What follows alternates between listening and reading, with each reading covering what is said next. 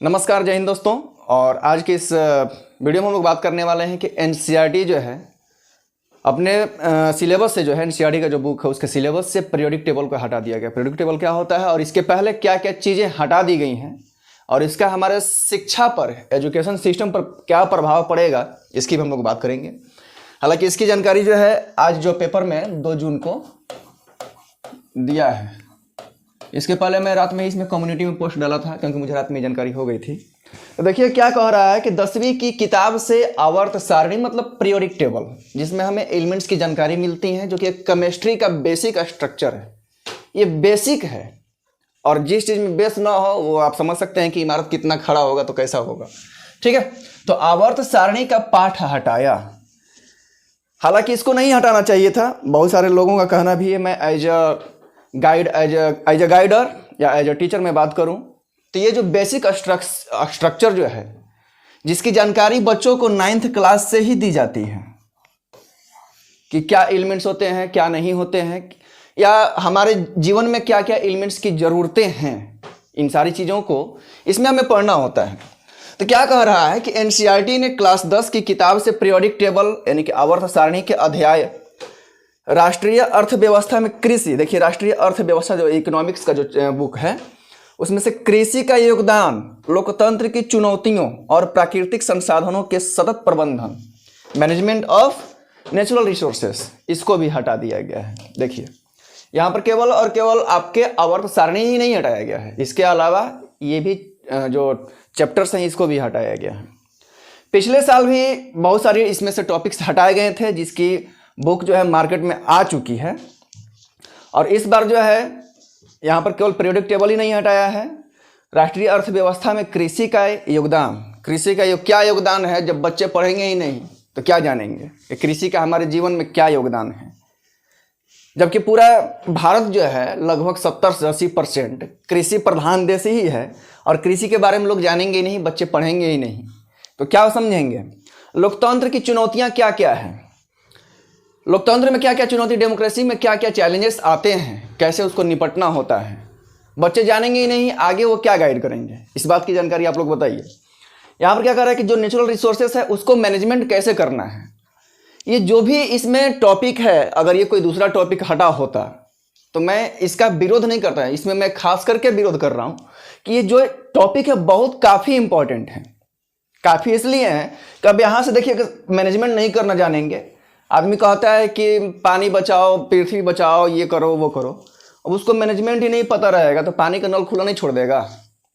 आगे चलिए, कह रहा है कि इसको जो है क्लास 11th से पढ़ने की अनुमति होगी, क्लास 11th के बुक से इसको पढ़ा जाएगा पीरियोडिक टेबल को। लेकिन ये क्लास 9th से क्लास 11th में आ गया, बाकी 2 साल ऐसे ही इसके बर्बाद हो गए। इसके पहले की जो बुक्स हैं, जो अभी हम लोग का बुक्स चल रहा है एनसीईआरटी में, अगर आप लोग ज़्यादा से ज़्यादा आप लोग अपने घर में अगर देखेंगे, आपके बड़े भाई बहन मम्मी पापा होंगे, उस समय की अगर बुक होंगी ज़्यादा से ज़्यादा 12 साल पहले की, उस समय जो हमें 8 में पढ़ना था, 8 क्लास में पढ़ना था उस समय, अभी उसको हम लोग 10th में पढ़ते हैं। जो अभी हम लोग 9th में पढ़ रहे थे उसको अभी 11th में पढ़ेंगे। तो इससे ये साबित होता है, और इसमें कहना क्या है, एनसीईआरटी भी अपने तरफ से कुछ ना कुछ तो कहेगा ही भाई। तो क्या कहा है कि बच्चों के जो बोझ हैं पढ़ाई का उसको कम करने के लिए इसको किया गया है। अब इससे बोझ बढ़ेगा कि घटेगा, आप लोग समझ सकते हैं कि जो चीज़ें हमें पहले जानकारी चाहिए थी वो आगे चल के जानकारी मिलेगी, तो बोझ बढ़ेगा या घटेगा। हालांकि इसका तो कहना यही है। अब सरकार को ऐसा कर देना चाहिए जो कि इम्पोर्टेंट टॉपिक्स हटाया है। सबसे बढ़िया रहेगा कि पकौड़े कैसे बनाएंगे इसका रेसिपी छाप दिया जाए, किताब में इंक्लूड किया जाए।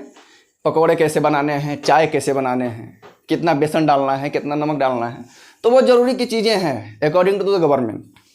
क्योंकि बहुत सालों से, जितने सालों से आप लोगों के, ये अभी हमारा जो वर्तमान सरकार है लगभग ये 9th ईयर्स चल रहा है उसका, ठीक है। 9 सालों में जो कि वादा किया था, लग रहा है कि बॉयफ्रेंड गर्लफ्रेंड बनाने वाला, कि 2 करोड़ जो रोजगार है वो हर साल देंगे, ठीक है। 2 करोड़ जो रोजगार है वो हर साल देने का वादा हुआ था, वादा तो टूट जाता है, उससे कोई दिक्कत क्या है। अब देखिए 9 साल हो गए, और मैं नहीं कह रहा हूँ, आप लोग गूगल भी कर सकते हैं क्योंकि सबके हाथ में फोन है तभी तो देख रहे हैं मुझे। 7,22,000 नौकरी अभी तक गवर्नमेंट दिया है।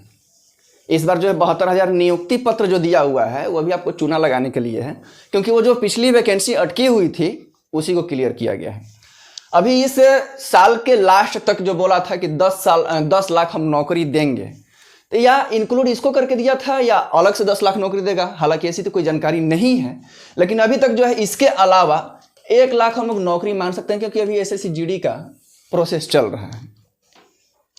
तो ये चल रहा है आप लोगों के NCERT बुक में। आप लोगों ने तो जान लिया भाई, इसलिए हमारी जो बैचेस चलती हैं उसमें हम लोगों ने भी काम को आगे नहीं बढ़ाया है कि भाई इसको पढ़ना है कि नहीं पढ़ना है, कुछ दिन में क्लियर हो जाएगा।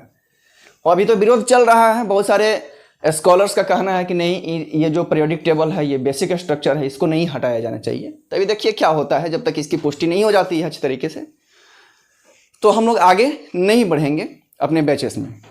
बाकी आप लोगों को जानकारी कैसी लगी है ये आप लोग जरूर बताएंगे। आपका इस विषय पर क्या कहना है, आप अपनी राय भी कमेंट में जरूर बताएंगे। फिर मिलते हैं आप लोगों से नेक्स्ट वीडियो में, तब तक के लिए जय हिंद।